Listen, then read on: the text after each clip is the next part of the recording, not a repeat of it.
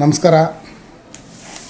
ನಮ್ಮ ಉತ್ತರ ಲೋಕಸಭಾ ಕ್ಷೇತ್ರದ ಅಭ್ಯರ್ಥಿಗಳಾದಂತಹ ಶೋಭಾ ಕರಂದ್ಲಾಜೆರವರು ಭಾಳ ಅತ್ಯಧಿಕ ಮತಗಳಿಂದ ಜಯಗಳಿಸಿದ್ದಾರೆ. ಅದರಲ್ಲೂ ದಾಸರಳ್ಳಿ ವಿಧಾನಸಭಾ ಕ್ಷೇತ್ರದಲ್ಲಿ ನಮ್ಮ ನೆಚ್ಚಿನ ನಾಯಕರು, ಜನಪ್ರಿಯ ಶಾಸಕರಾದಂಥ ಎಸ್ ಮುನಿರಾಜಣ್ಣನವರ ನೇತೃತ್ವದಲ್ಲಿ 71,000ಕ್ಕೂ ಅಧಿಕ ಮತಗಳಿಂದ ಭಾರತೀಯ ಜನತಾ ಪಕ್ಷದ ಅಭ್ಯರ್ಥಿಗಳಿಗೆ ಜಯಶೀಲರಾಗಿ ಮಾಡೋದಕ್ಕೆ ಕಾರಣಕರ್ತರಾಗಿದ್ದಾರೆ. ಅವರಿಗೂ ಮತ್ತು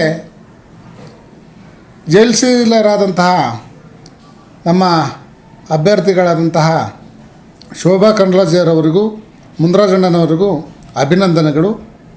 ಹಾಗೂ ಇದು ಪಕ್ಷಕ್ಕಾಗಿ ಈ ಚುನಾವಣೆಯಲ್ಲಿ ದುಡಿದಂಥ ನಮ್ಮ ಮುಖಂಡರುಗಳು, ಕಾರ್ಯಕರ್ತ ಬಂಧುಗಳು ಹಾಗೂ ಮತದಾರ ಬಂಧುಗಳಿಗೆ ಧನ್ಯವಾದಗಳನ್ನು ಅರ್ಪಿಸುತ್ತಿದ್ದೇನೆ.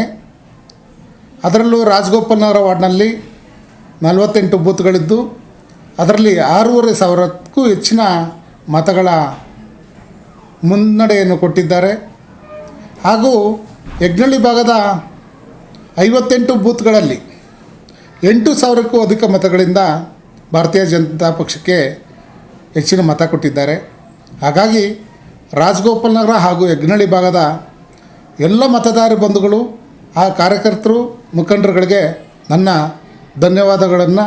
ಮತ್ತು ಅದೇ ರೀತಿ ನಮ್ಮ ನೆಚ್ಚಿನ ಪ್ರಧಾನಿಗಳಾದಂತಹ ನರೇಂದ್ರ ಮೋದಿಜಿಯವರು ಇದೇ 8ನೇ ತಾರೀಕು 3ನೇ ಬಾರಿಗೆ ಹ್ಯಾಟ್ರಿಕ್ ಪ್ರಧಾನಿಗಳಾಗಿ ಪ್ರಮಾಣ ವಚನ ಸ್ವೀಕಾರ ಮಾಡ್ತಾಯಿದ್ದಾರೆ. ಅವರಿಗೂ ಕೂಡ ಮತ್ತೊಮ್ಮೆ ಅಭಿನಂದನೆಗಳು.